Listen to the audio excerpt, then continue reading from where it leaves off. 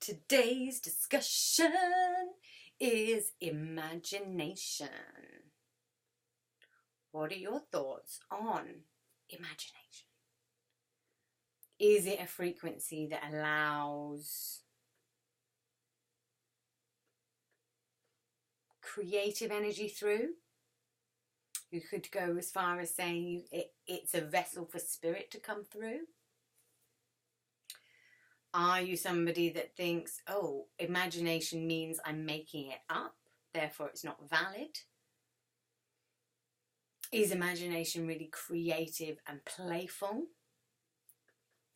And for me, imagination is one of those things that's perhaps a little bit overlooked because our subconscious minds learn from stories, metaphors,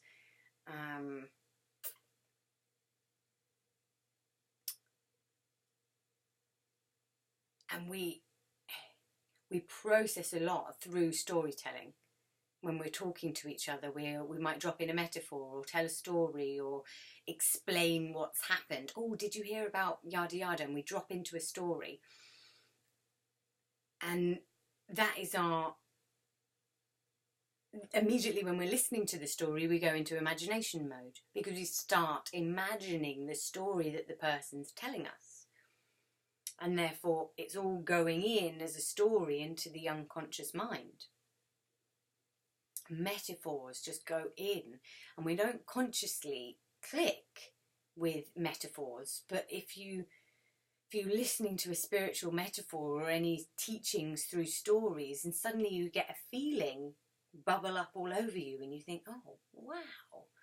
But you're not quite sure why you've felt like that, or suddenly you feel a bit different, or part of you just went, yeah, I really got that, but didn't quite know what was said, because it's gone in through the imagination channel and hit something a little bit deeper than perhaps what we're consciously aware of. And I think imagination is so interesting because it's a really creative mind space for storytelling, for play, for freedom. And it gives more space. It brings us away from having to work it out, having to know, having a specific rigid thing. It's the flip side and the play side of that. And we associate it with children and playing.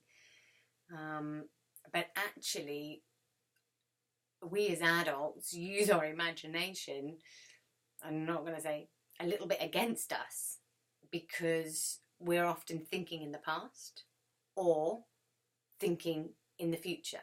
So we'll use our imagination to make up a scenario, make up something that we think we're a little bit afraid of, and create then the fear in the body by going, oh, I don't really want to do that. And we're imagining how it might go wrong and then creating all this fear. Then it's not serving us. Or we use it to recollect something that happened in the past, usually something negative. When we think, oh, well, it didn't go well that time, remember, use the imagination to recall what happened. Then you give yourself that sensation in this now moment and you go, see? And we use it to tell ourselves that's exactly what's going to happen again. And almost use it as a creative tool to imprint that past back into the now moment. Whereas if you catch yourself doing that, you can go, ooh, look what my imagination's just done. It's created this whole reality that I can feel. Wow. Can I bring myself back into the now moment and see if any of those emotions are really, truly alive with me right now? It's an amazing superpower. For me, our imaginations, it really is. And getting to grips with it can be such a powerful self-development tool, and it can really help us with understanding what's in our unconscious mind. In our subconscious programming, we can use the imagination to go, wow, that's really what my subconscious is trying to tell me. Whew, let's look at that. I've made some cards.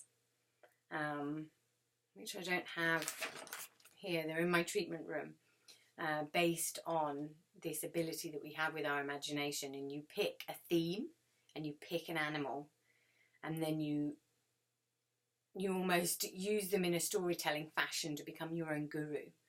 And they are extremely effective. I've been using them in sessions, and I've been using them one-to-one on online sessions with people and in groups and things.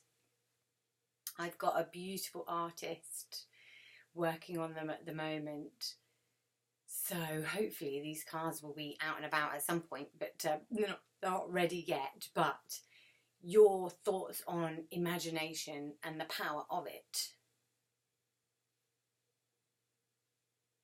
would be really helpful for me, and for me working with my cards.